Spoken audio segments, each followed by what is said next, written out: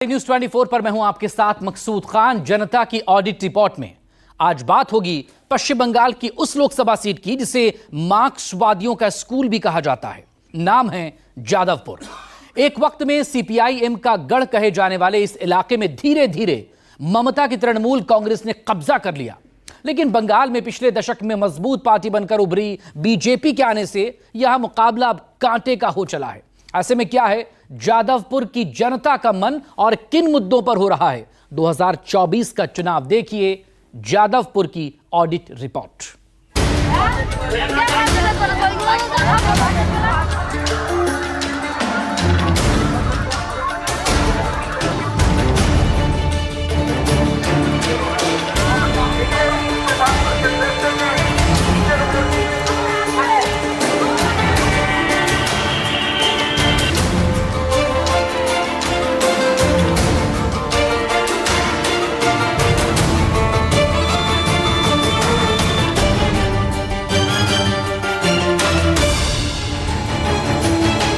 पश्चिम बंगाल का जादवपुर संसदीय क्षेत्र, जिसे लेफ्ट विचारधारा के समर्थकों का स्कूल भी कहा जाता है, बंगाल की वो धरा जहां के कण कण में राजनीति समाई है। ये क्षेत्र कोलकाता के दक्षिण में स्थित और एक प्रमुख शैक्षणिक और आर्थिक केंद्र के रूप में माना जाता है।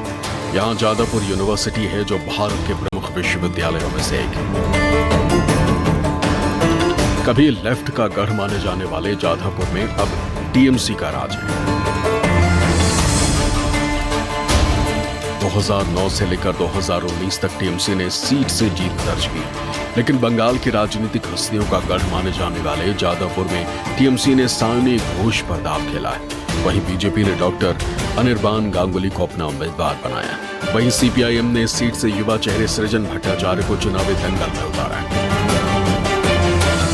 ये जो प्यार या समर्थन देख रहे हैं ये सब मेरे लिए नहीं है, ये ममता बनर्जी और तृणमूल कांग्रेस के लिए है।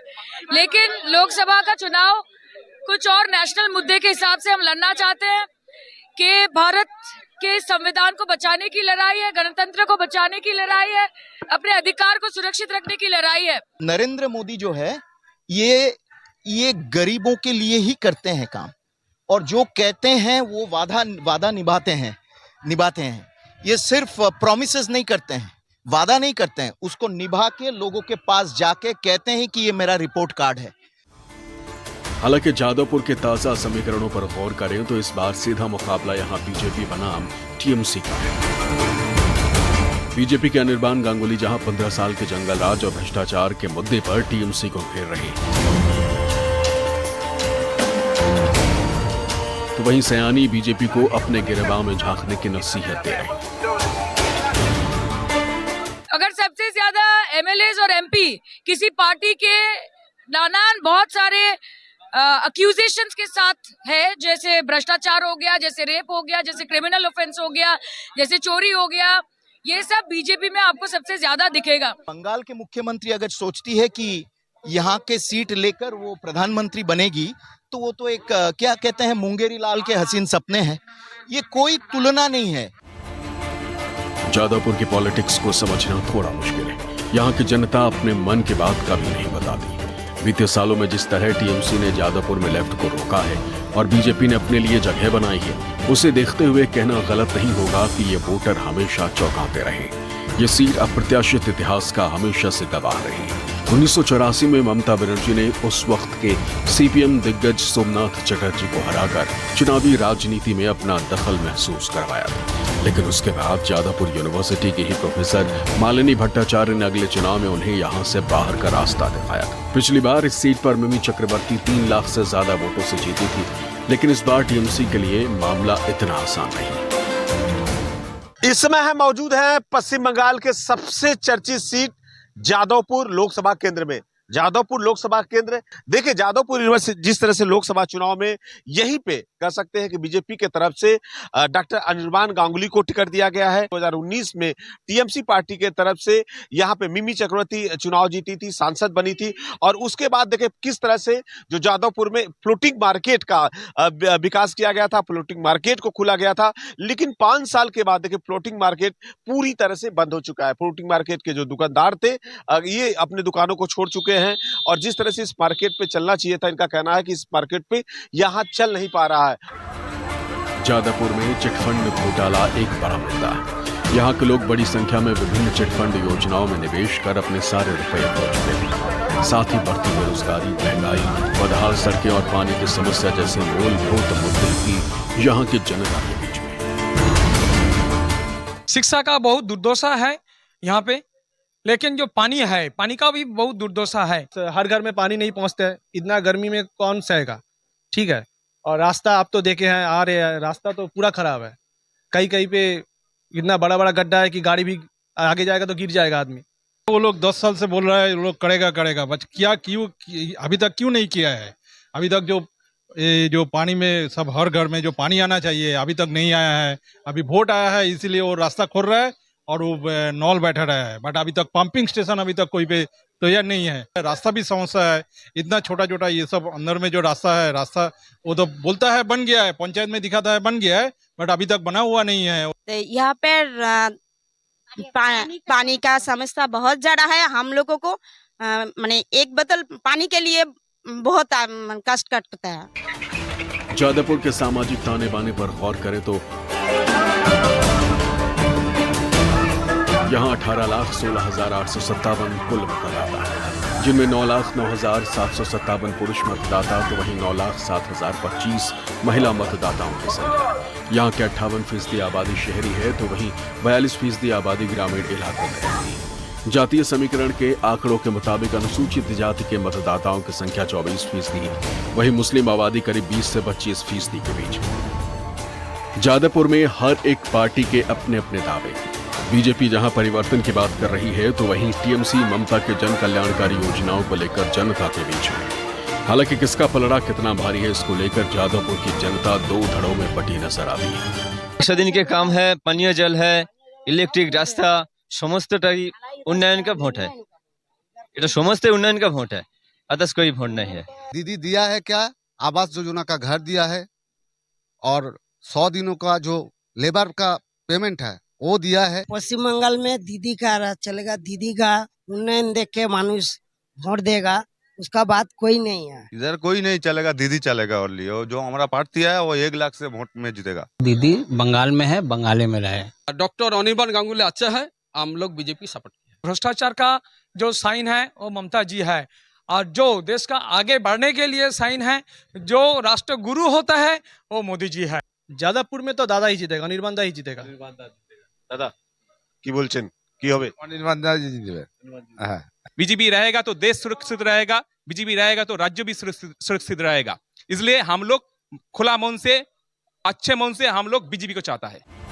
इस संसदीय क्षेत्र में शामिल 7 विधानसभा सीटें बारुईपुर पूर्व एससी, बारुईपुर पश्चिम, सोनारपुर दक्षिण, जादवपुर, सोनारपुर उत्तर, टॉलीगंज और भांगड़ है, जिनमें से 6 विधानसभाओं पर टीएमसी का कब्जा है। लेकिन एक दौर में इस सीट पर माकपा का कब्जा था। 1977 के लोकसभा चुनाव से पहले जादवपुर लोकसभा सीट अस्तित्व में आई। 1977 से लेकर 1984 के लोकसभा चुनाव में माकपा के कद्दावर नेता सोमनाथ चटर्जी यहां से सांसद चुने गए। 1984 में कांग्रेस के टिकट पर पहली बार चुनाव लड़ रही ममता बनर्जी ने सोमनाथ चटर्जी को हराया। 1989 के चुनाव में एक बार फिर बाजी पलट गई और माकपा की मालिनी भट्टाचार्य ने कांग्रेस उम्मीदवार रही ममता बनर्जी को हरा दिया। 1996 में फिर एक बार हालात बदले और कांग्रेस के कृष्णा बोस यहां से सांसद चुनी गई, जो कि 2004 तक यहां की सांसद रही। 2004 में एक बार फिर बाजी पलटी और लगातार जीत रही कृष्णा बोस को माकपा के सुजन चक्रवर्ती ने हरा दिया। 2009 आते आते तृणमूल कांग्रेस काफी मजबूत हो चुकी थी और यहां से पार्टी के सुमन कबीर ने जीत दर्ज की। 2014 में तृणमूल के प्रोफेसर सुगत बसु ने जीत दर्ज की। 2019 में एक बार फिर टीएमसी की मिमी चक्रवर्ती ने चुनाव में जीत हासिल कर टीएमसी के दबदबे को कायम रखा। जादवपुर के रण में इस बार बीजेपी और टीएमसी के प्रत्याशी अपनी अपनी जीत का दावा कर रहे हैं, लेकिन जादवपुर की जनता के मन में क्या है ये तो 4 जून को ही पता चलेगा। मनोज पांडे, जादवपुर, न्यूज़ 24।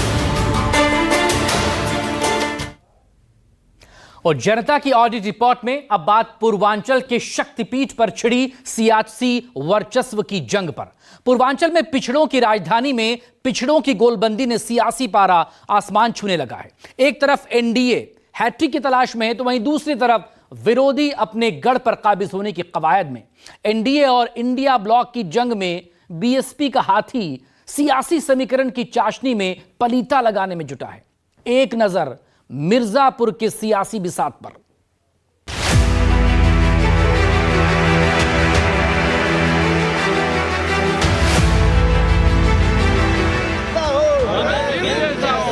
मिर्जापुर की मजबूरी है,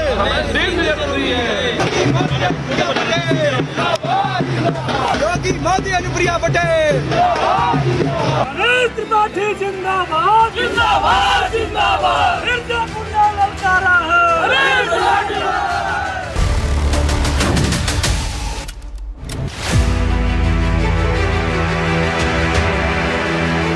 मां विंध्यवासिनी की धरती मिर्जापुर में मंदिर घंटियों के गूंज के बीच चुनावी समर का शोर भारी पड़ने लगा। महान दल ने ठाना है अनुप्रिया पटेल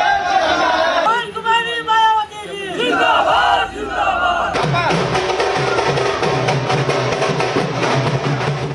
मिर्जापुर लोकसभा सीट से हैट्रिक की आस उतरी भाजपा अपना दल एस की संयुक्त उम्मीदवार अनुप्रिया पटेल जातीय चक्रव्यूह में फंसती नजर आ रही। भाजपा से टिकट कटने के बाद भदोही के मौजूदा सांसद रमेश बिंद को इस सीट से उतारकर सपा ने अनुप्रिया के विजय रथ को रोकने की भरपूर कोशिश की।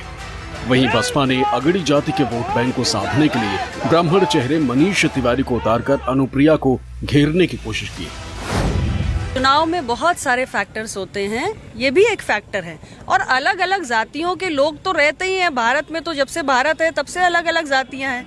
लेकिन हर जाति, हर समुदाय अल्टीमेटली क्या चाहता है? विकास चाहता है, आगे बढ़ने के अवसर चाहता है, एक उज्जवल भविष्य चाहता है। वो वातावरण, वो परिस्थितियां हमारी सरकार ने 10 साल के अंदर यहाँ पर पैदा की है। पूरे जिले के किसी एक गांव में बता दे कि मैंने विकास किया हूं, चाहे वो जिस गांव के गोद लिए हों, चाहे वही गांव बता दे, या मुख्यालय से 4-5 किलोमीटर दूर कोई भी गांव वो बता दे कि मैं इस गांव में विकास किया हूं। जनता ने, हर एक समाज ने ये मन बनाया है कि इस सरकार को उखाड़ फेंकना है और इंडिया गठबंधन की सरकार बनाना है। किसी को कहीं नहीं आंक रहे हैं, इसलिए कि हमारी लड़ाई मिर्जापुर की जनता और सर्व समाज लड़ रहा है। हम किसी को किसी अंक पर आंक ही नहीं रहे हैं ना, हमारी लड़ाई किसी से नहीं है। आप जीत के प्रति एकदम 101% आश्वस्त है। सपा प्रत्याशी रमेश बिंद भदोही लोकसभा से बीजेपी के मौजूदा सांसद हैं। टिकट कटा तो भगवा आंगन छोड़ समाजवादी बन मिर्जापुर में ताल ठोक गए। बिंद समाज के साथ साथ पिछड़ों की लामबंदी और सपा का कोर वोट बैंक की गोलबंदी से जीत का समीकरण बिठाने में लगे। वहीं केंद्रीय मंत्री अनुप्रिया पटेल को बिरादरी के वोटों के साथ साथ बीजेपी के सवर्ण वोटरों पर भरोसा है। लेकिन विपक्ष के संविधान बचाओ के मुद्दे ने दलित और पिछड़ों की लामबंदी एनडीए के लिए खतरे की घंटी बन गया। कोई मुद्दा नहीं है, विपक्ष के पास कोई मुद्दा नहीं है। आप मेरी बात पे यकीन करिए। देश का 140 करोड़ मतदाता तीसरी बार मोदी सरकार बनाने जा रहा है, क्योंकि मतदाता ने 10 साल में अपने जीवन में परिवर्तन रखा है। हम वहाँ पे रहे हैं, कौन जान सकता है मेरे से ज़्यादा कि कितना बड़ा कौन विकास कर देगा। गांव की जनता से पूछ लीजिए, किसी मुद्दे पे लोगों का कोई विकास नहीं हो पा रहा है। चाहे रोड का हो, चाहे नाली का हो, चाहे खरंजा का हो, बात समझिए, किसी प्रकार का कोई विकास नहीं हो रहा है। हमारी लड़ाई किसी से नहीं है, इसलिए कि यहाँ 10 साल से सांसद और मंत्री हैं अनुप्रिया पटेल जी, उन्होंने क्षेत्र में कोई काम नहीं किया है। और यहाँ 15 साल विधायक रहे हैं रमेश बिंद जी मझुआ में।